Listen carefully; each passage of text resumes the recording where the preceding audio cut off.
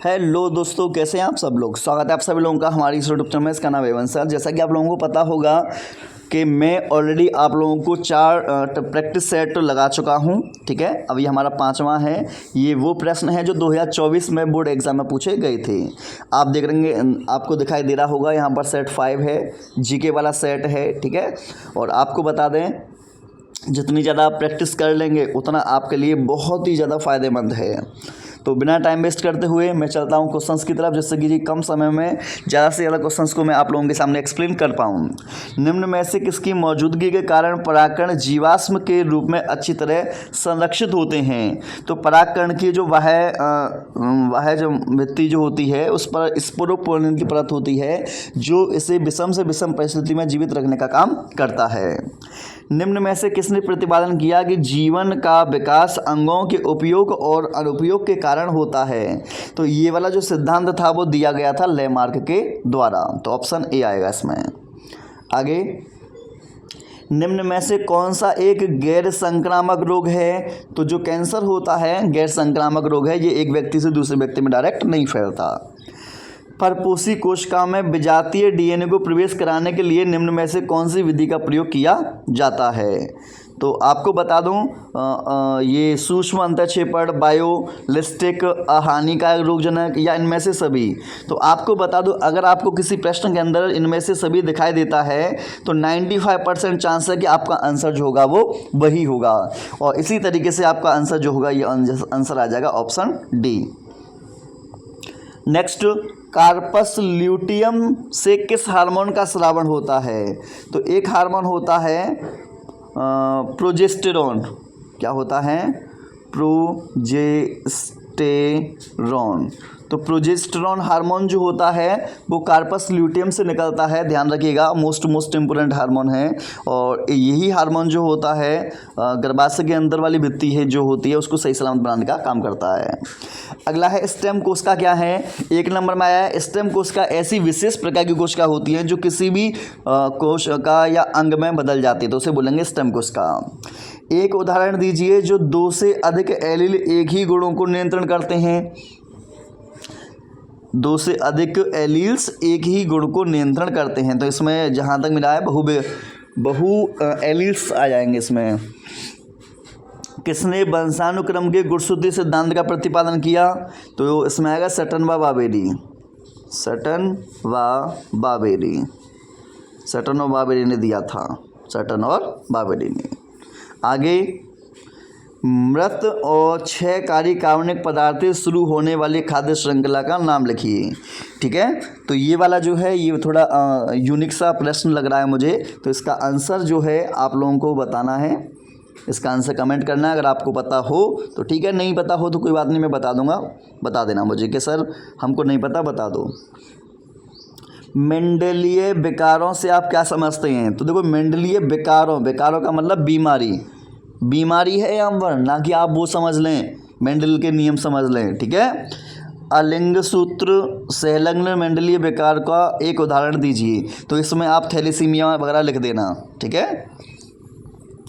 अगुणित द्विगुणित लिंग निर्धारण प्रणाली क्या है। तो ये कुछ भी नहीं है, जो मैंने आपको मधुमक्खी में लिंग निर्धारण पढ़ाया था, याद होगा शायद आप लोगों को, कि नर मधुमक्खी में 16 गुणसूत्र होते हैं, मादा मधुमक्खी में 32 गुणसूत्र होते हैं। जो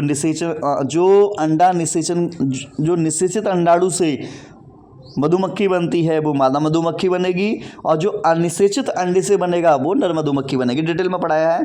ठीक है। जैव सूचना विज्ञान पर टिप्पणी करें। तो ये मैंने आप लोगों को ऑलरेडी पढ़ाया है, जैव सूचना विज्ञान। इसको हम बायो इन्फॉर्मेटिक्स बोलते हैं। ठीक है।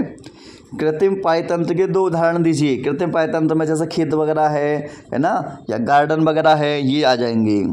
प्राथमिक और द्वितीयक उत्पादकता को परिभाषित कीजिए। ये भी मोस्ट इम्पोर्टेंट है, ऑलरेडी मैंने पढ़ा चुका है, लास्ट वाले चैप्टर में है, चेक कर लो। अपरा क्या है। तो अपरा को प्लेसेंटा बोलते हैं, जो भ्रूण और गर्भाशय को आपस में जोड़ने का काम करती है। विभिन्नकार क्या है। तो अपरा के माध्यम से भ्रूण को पोषक तत्व मिलते हैं। अपरा के द्वारा भ्रूण को ऑक्सीजन मिलती है। अपरा के द्वारा ही एंटीबॉडीज मिलती हैं, और अपरा के द्वारा ही भ्रूण के अंदर जो बनने वाला अपशिष्ट पदार्थ है वो अपरा के माध्यम से माता के ब्लड के अंदर डाल दिया जाता है। उपयुक्त चित्र की सहायता से जीवन की उत्पत्ति के संबंध में ऐसे मिलर के पारंपरिक प्रयोग को समझाइए। तो जो हमारा स्टैनले मिलर का प्रयोग है ऑलरेडी बायोलॉजी वाली भुट्टी में आप लोगों को देखने को मिल जाएगा, तो जाइए और देखना स्टार्ट कीजिए। टिप्पणी करनी है संक्रामक रोग। तो संक्रामक रोग क्या है? एक व्यक्ति से दूसरे व्यक्ति, ये मान लो ए व्यक्ति है, ये मान लो बी व्यक्ति है, तो ए व्यक्ति से बी व्यक्ति में जो रोग ट्रांसफ़र हो जाता है उसे बोलेंगे संक्रामक रोग। और संक्रामक रोग होता है रोगाणु से, जैसे टाइफाइड है, मलेरिया है, या मान लो टीबी वगैरह है, निमोनिया है, ये सब। अमीवता, अमीवता जो होता है एंट अमीवा हिस्टोलिटिका। किससे होगा? एंट अमीवा हिस्टोलिटिका से होगा। फैलेगा कैसे? तो बोलेंगे मक्खी से फैलेगा ये, ठीक है। दूषित जल और भोजन से फैलेगा, दूषित जल और भोजन से फैलता है, ये भी ध्यान रखना, ठीक है। इसमें लक्षण क्या आएंगे? पेट में दर्द होगा, पेट में दर्द होगा, ऐंठन होगी, क्या होगी? ऐंठन होगी, और मल के साथ श्लेष्म आएगा, मल के साथ कभी कभी खून के थक्के भी आ सकते हैं, ठीक है। भूख कम लग सकती है, और पेट में अजीब अजीब सा लगता है, बार बार फ्रेश होने के लिए जाना पड़ता है। बचना है तो स्वच्छ जल का प्रयोग करें, मक्खियों से दूर रहें, और ये ध्यान रखें कि जो भी आप खा रहे पी रहे हैं उसमें स्वच्छता पर ध्यान देना चाहिए। जैव वैद्युत कण संचयन तकनीक का संक्षेप में वर्णन कीजिए। तो ये इलेक्ट्रोफोरेसिस है, ये ऐसी तकनीक है जिसमें डीएनए के खंडों के टुकड़ों को अलग अलग किया जाता है। ऑलरेडी बायोटेक्नोलॉजी में पढ़ा चुका हूँ मैं से। उपयुक्त चित्र की सहायता से परिपक्व परागकणों की कायिक एवं जनन कोशिकाओं का कार्य का संक्षेप में वर्णन कीजिए। तो ये फर्स्ट चैप्टर में है, और ये आप लोगों को परागकण के बारे में जानकारी देनी है। अनुकूलनीय विकिरण क्या है? उदाहरण सहित बताइए। तो अनुकूलनीय विकिरण ऑलरेडी मैं पढ़ा चुका हूँ विकास वाले चैप्टर में, वहाँ मिल जाएगा। लसिकाणु क्या है? हमारे रक्त में मौजूद दो विशिष्ट प्रकार के लसिकाणु के कार्यों का संक्षेप में वर्णन करो। तो एक तो आता है बी लिम्फोसाइट और एक आता है टी लिम्फोसाइट, ठीक है। बी लिम्फोसाइट बोन मैरो बनाएगी, टी लिम्फोसाइट जो होगी वो थाइमस बनाएगा।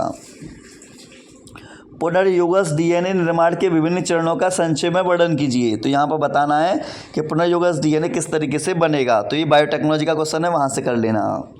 स्व प्रतिरक्षा रोग, ऐसा रोग जो किसी कारण से हमारे शरीर की कोशिकाएं हमारे शरीर को ही नुकसान जब पहुंचाती हैं तो उसे बोलते हैं स्व प्रतिरक्षा रोग। इसी में एग्जांपल आएगा माइस्थेनिया ग्रेविस, ठीक है। ओपियोइड्स रोग वाले चैप्टर में ऑलरेडी पढ़ाया है मैंने। ये अफीम है, पेपर सोमनिफेरम बोलते हैं। यहाँ से आप लोगों को मिलता है, क्या नाम ले में मॉर्फिन मिलता है, जो एक नशीला पदार्थ है। नेक्स्ट, प्रतिरक्षी अणु की संरचना और कार्य का संक्षेप में वर्णन बताना है। तो आप लोगों को क्या काम करना होगा? इसका इस तरीके से एक चित्र आता है, ठीक है। आप इस तरीके का एक चित्र यहाँ पर बना देना, ठीक है। चित्र बनाने के बाद में आप बता देना कि भैया इसके अंदर 4 पॉलीपेप्टाइड होती हैं, 2 हल्की 2 भारी। ये अंग्रेजी के वाई अक्षर जैसा होता है। ये एंटीबॉडी जो होती है ये एंटीजन को पकड़ लेता है, ठीक है। पोषी स्तर क्या है? पायतन में विभिन्न प्रकार के पोषी स्तर पर टिप्पणी करो। तो जैसे मान लो हमने बोला उत्पादक के बाद में यहाँ पर क्या आएगा? उत्पादक के बाद यहाँ पर आ जाएगा हमारा शाकाहारी आ जाएंगे, प्राथमिक उपभोक्ता आ जाएगा, फिर मांसाहारी। तो एक व्यक्ति से दूसरे व्यक्ति जो होते हैं भोजन के रूप में एनर्जी प्राप्त करते हैं। अपघटन, अगला क्या है? अपघटन पर एक संक्षिप्त टिप्पणी करिए। तो अपघटन के बारे में बता सकते हैं। अपघटन मैं पढ़ा चुका हूँ, लास्ट वाले चैप्टर में मिल जाएगा आप लोगों को, ठीक है। पारितंत्र वाले चैप्टर मिल जाएगा। अगला है परागकण के अजीवीय जीवीय विक्रमों का विस्तार से वर्णन कीजिए। एक तो यही है, ठीक है। तो इसे आप बता सकते हैं।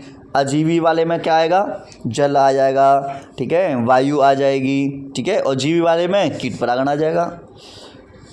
चलो दूसरा वाला कौन सा करना है आपको? दूसरा वाला ये वाला कर देना, मानव जीनोम की विशेषताओं का वर्णन कीजिए, ठीक है। ये ऑलरेडी मैं आप लोगों को पढ़ा चुका हूँ, इसे करके चले आना आप, ये हो जाएगा। उसके बाद मैं एक और बता दे रहा हूँ मैं जो आसान सा हो। देखो इन दोनों में से ये दोनों ही आसान है। पार्श्विक पिरामिड क्या है, विभिन्न प्रकार के पार्श्विक पिरामिड का संक्षिप्त में वर्णन। तो पिरामिड 3 प्रकार के मैंने बताए थे, संख्या के आधार पर, जीव भार के आधार पर, ऊर्जा के आधार पर, ठीक है। तो या तो आपको परफेक्ट ये पता हो तो ये कर देना, नहीं तो आक्रामक विदेशी जातियों का प्रभाव, जैसे अफ्रीकन कैटफिश को हम लेकर आए थे, हमने भारतीय नदियों में डाल दिया था, ठीक है। और भारतीय नदियों को क्या किया था, उस भारतीय नदियों में जो मछलियाँ थी देसी मछलियाँ, उनको उसने मार दिया था। या तो ये वाला बता दो। और संकटापन्न प्रजाति तथा उनका संरक्षण, कि ऐसी प्रजाति जिनकी संख्या लगातार कम होती आ रही है, जो विलुप्तता की कगार पर है, वो संकटापन्न प्रजातियाँ हैं। और ये आपको दिखा दे रहा संरक्षण। तो हमने क्या काम किया, बायोस्फीयर रिजर्व वगैरह बनाए हमने, ठीक है, जंतु विहार बनाए हमने, नेशनल पार्क वगैरह बनाए हमने। तो ये इस तरीके से आप लोग बता सकते हैं, ठीक है।